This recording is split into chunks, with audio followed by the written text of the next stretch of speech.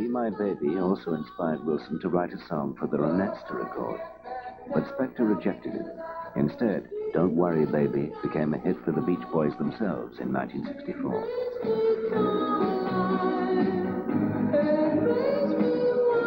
However, by then, a new group had stormed America and abruptly changed all the rules. Wilson wrote shortly afterwards, "Suddenly I felt unhip, as if we looked more like golf caddies than rock and roll stars." When I first saw the Beatles, I was working in Europe a lot, especially in London. And I got a chance to meet them as kids quite a few times. They would come to the concerts. And I knew their manager, Brian. And he was telling me, I would love to get these kids to the States and da-da-da-da-da. So I said, great. And I didn't think at that time they would even be successful when they came to the States. But when I got home, and I started hearing all this stuff about the Beatles are coming, the Beatles are coming. And I said, I think I've met these kids. The Beatles are coming, the Beatles are coming. I said, I've met these kids. And when I saw them on the plane, I said, those are the same kids that was at all the concerts.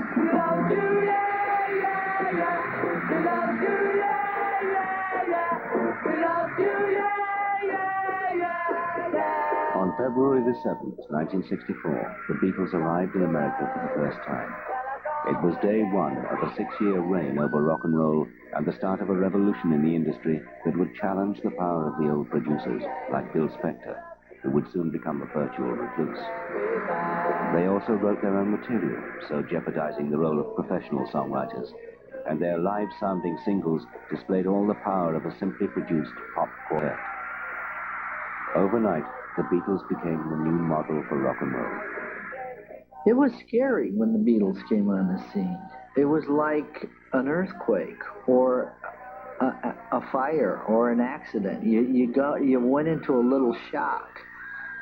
So it was nice to listen to their music, but it was also, you realized that something bigger was threatening you because you knew it wasn't just a hot artist. You knew it was a new Elvis.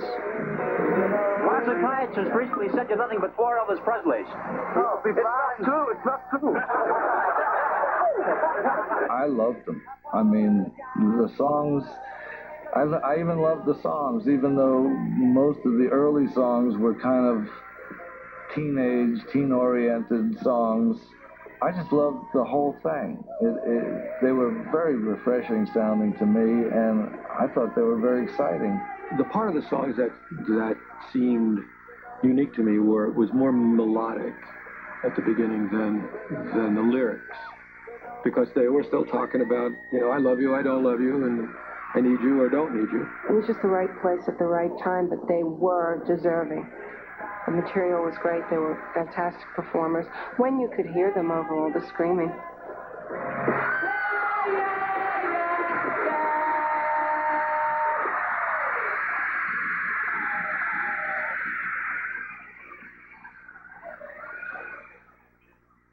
I first heard them and I was flipping out.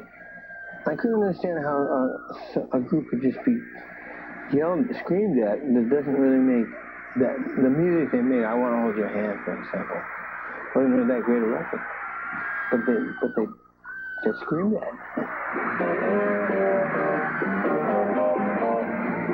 I couldn't understand that. I couldn't understand how something like that could happen. Just like the Beatles.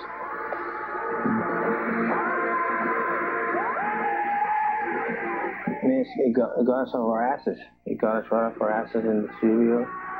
We started cutting. We said, look, don't worry about the Beatles. We'll cut our own stuff. Don't worry about it.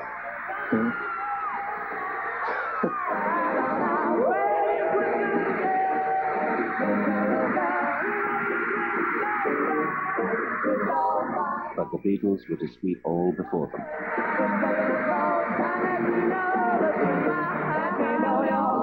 They were always generous in citing their influences, from the original rockers to the black vocal groups and solo artists of the early 60s.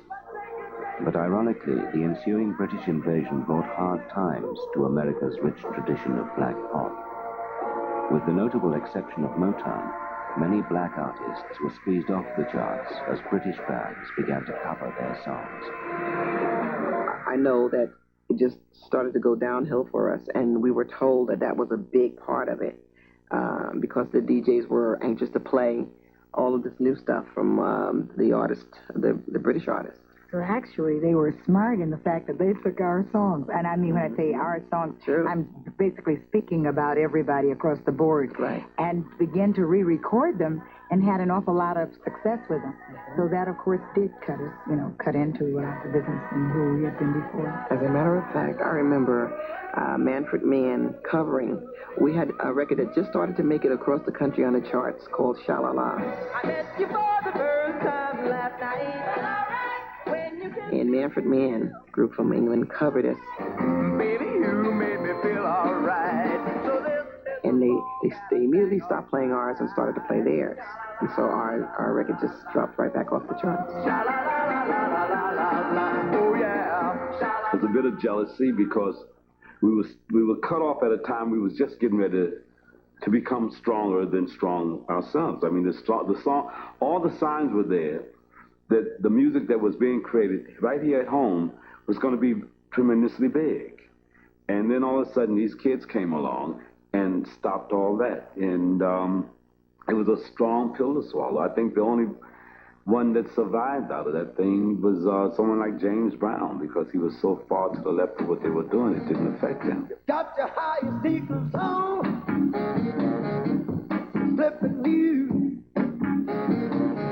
So James covered all of what was going on and what blacks felt that they needed musically to survive through the Beatles thing. And then the whites that said, hey, well, but look what we have. These kids are great, and look at their hair. And there's only 4 musicians, and they're brilliant. And they were screaming. The girls was fainting.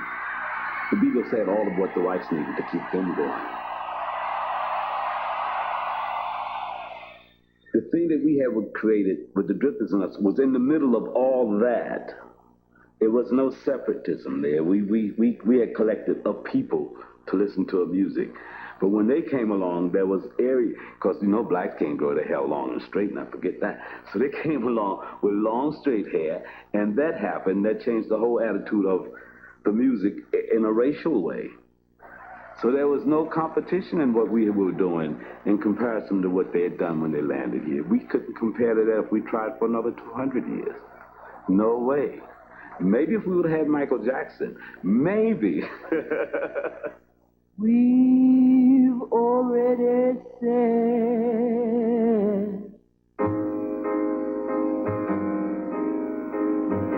goodbye.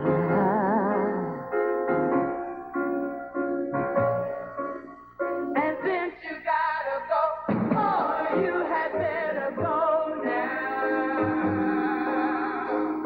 Go now. Go now. Go now. The same month as the Beatles' conquest of America, Lieber and Stoller released Go Now by Bessie Banks, a return to this love, rhythm and blues. And I don't want you to tell me. In a sign of the times, the song never reached a white audience until it became the first American hit of one of the new British bands, the Moody Blues. The Beatles' success signified the dawning of a new era. In fact, some would say that they had even saved rock and roll. But from whom? We've already said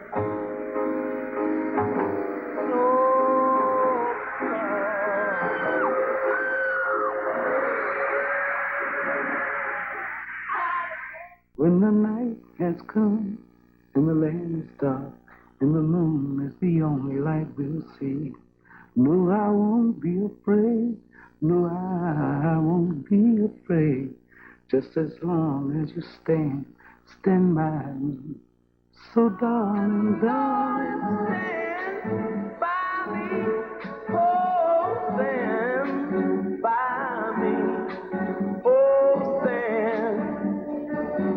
stand by me. Stand by me. It's the sky that we look upon should tumble and fall, or the mountain should crumble to the sea. I won't cry,